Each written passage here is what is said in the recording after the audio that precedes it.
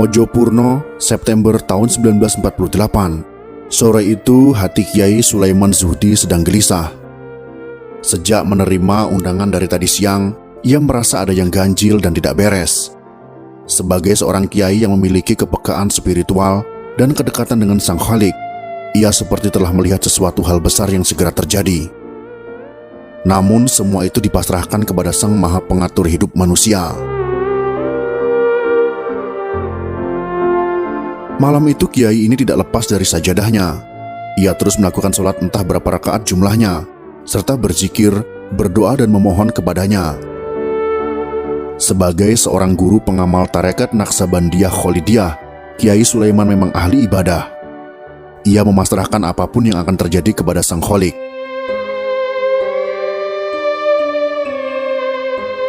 Lelaku zikir dan mendekatkan diri kepada Allah yang merupakan rangkaian dari apa yang disebut kalangan sufi sebagai riyadoh itu sudah menjadi kebiasaan.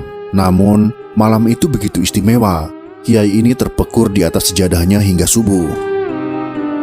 Akan tetapi, Kiai Sulaiman bukanlah sosok kiai yang menghabiskan hari-hari di sudut masjid. Ia sangat dekat dengan masyarakat. Rumahnya menjadi pusat aktivitas pergerakan. Ia juga seorang pejuang revolusi dari tentara Hizbullah. Tak hanya itu, ia juga seorang ahli listrik. Pada tahun 1948, ketika desa-desa di hampir seluruh wilayah Kabupaten Madiun masih gelap gulita, desa Mojopurno tempat ia tinggal sudah punya listrik. Disinilah ia mendirikan pesantren At-Thohirin, sebuah pesantren yang cukup besar dan disegani di Magetan.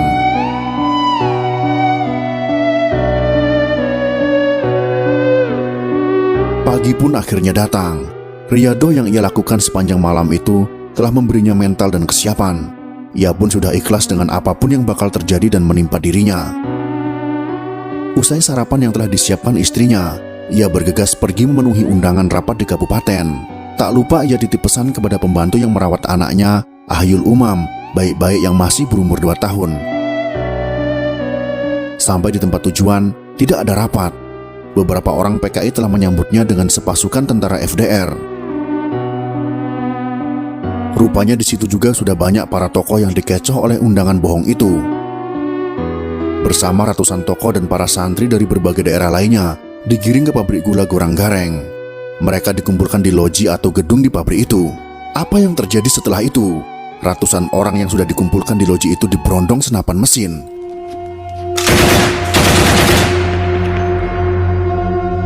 Tentara memberondong dari balik jendela. Rupanya ada satu orang yang berlindung di bawah jendela dan luput dari berondongan peluru. Rokib namanya. Ia masih kerabat Kiai Sulaiman, lalu berlindung dalam keadaan telanjang tak berpakaian. Rupanya orang-orang yang ada di situ sebelum dihabisi ditelanjangi terlebih dahulu. Masih ada rombongan lain di situ yang dikumpulkan. Kiai Sulaiman termasuk di dalamnya bersama 200 orang lainnya. Mereka tidak dihabisi dalam loji itu, tetapi dimasukkan ke dalam satu gerbong Kertapati. Mereka dibawa ke desa Soco.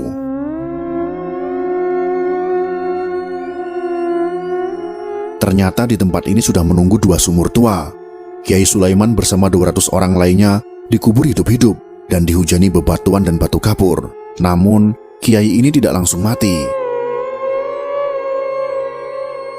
Warga desa Soco mendengar suara zikir La ilaha illallah bergema berulang-ulang. Namun, mereka tidak tahu di mana asal suara zikir itu berasal, dan suara zikir itu masih didengar para warga selama 7 hari. Keluarga besar pesantren di Mojopurno itu berduka. Lebih sedih lagi manakala kiai mereka belum juga ditemukan. Lokasi pembantaian itu memang sangat dirahasiakan oleh PKI. Masyarakat dan para santri sudah putus asa mencari-cari. Allah Maha Besar dan Maha Tahu akan senantiasa memberikan petunjuk dan memberikan pertolongan kepada hamba-hambanya dengan cara yang tidak diduga. Lokasi pembantaian itu akhirnya diketahui 100 hari kemudian. Ini gara-gara ada seorang anggota tentara FDR yang kesurupan dan mengigau bahwa ia ikut melakukan pembantaian di sumur Soco.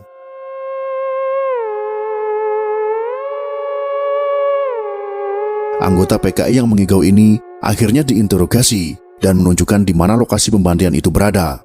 Masyarakat dan keluarga korban pun berbondong-bondong menuju lokasi yang telah ditemukan. Mereka geram marah dan sedih. Sumarsono Wilis, seorang bocah yang kehilangan ayahnya, begitu mendengar cerita anggota PKI yang mengigau itu, langsung mendatanginya. Ia ingin tahu bagaimana nasib ayahnya. Begitu bertemu dengan orang PKI itu, ia tidak dapat menahan amarahnya. Ia langsung memukul kepalanya. Entah kekuatan apa yang dimiliki bocah kecil yang masih duduk di kelas 6 SD itu.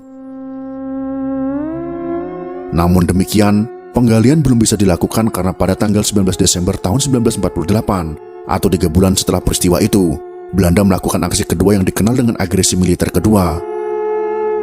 Penggalian sumur Suco baru dilakukan pada awal tahun 1950. Selain Kiai Sulaiman, beberapa kiai dan santri dari pesantren Sabilil Mutakin PSM Takeran termasuk korban di sumur Suco ini. Jasad para korban telah dipindahkan, sementara Kiai Sulaiman beserta beberapa korban lainnya dikuburkan di Taman Makam Pahlawan Kota Madiun.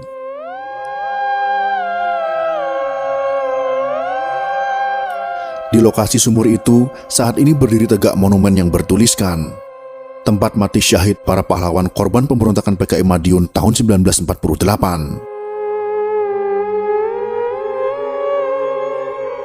Di sebelahnya terdapat marmer bertuliskan daftar nama-nama korban. Tidak jauh dari monumen ini juga terdapat gerbong kereta Kertapati yang dahulu digunakan untuk mengangkut para korban.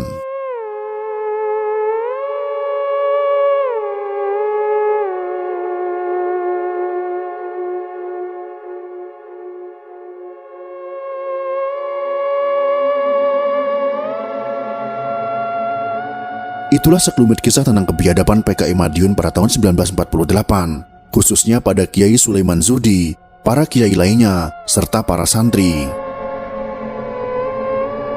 Semoga video ini bisa menjadi pengingat bagi generasi penerus bangsa ini tentang bahaya komunisme. Jika kalian suka dengan video ini, silakan berikan jempol ke atas. Dan jika kalian menganggap video ini bermanfaat, maka bagikanlah untuk teman-teman Anda yang lain. Terima kasih sudah menonton.